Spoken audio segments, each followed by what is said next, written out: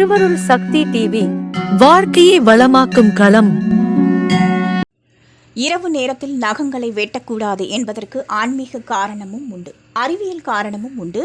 ஆன்மீகப்படி கூறப்போனால் மாலை நேரங்களில் லக்ஷ்மி தேவி வீட்டில் வாசம் செய்வதால் நகம் வெட்டக்கூடாது என கூறுவார்கள். இதை தவிர பில்லி சூனியம் போன்ற செய்வினைகளுக்கு பெரும்பாலும் உடைந்த நக துண்டுகளையே பயன்படுத்துவார்களாம்.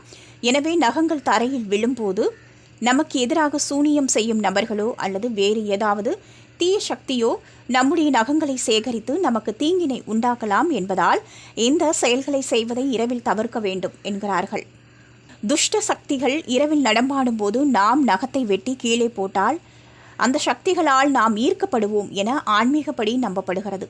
அறிவியல் படி பார்த்தால் சுகாதாரத்தை பேணுதல் மிகவும் முக்கியம்.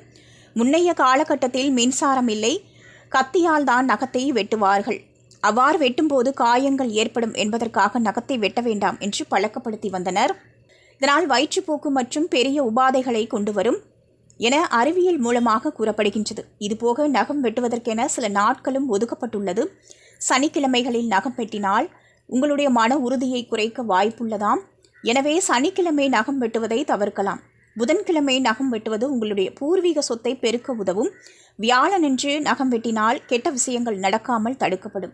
வெள்ளிக்கிழமை நகம் வெட்டினால் உங்களுடைய விருப்பத்திற்குரியவர்களை சந்திக்கக்கூடும். திங்கட்கிழமை நகம் வெட்டுவது உங்களுடைய உடல் நலத்தை மேம்படுத்தும். செவ்வாயன்று நகம் வெட்டினால் கடன் சுமை குறையும். இது போன்ற விஷயங்கள் ஆன்மீக ரீதியாக சொல்பவை.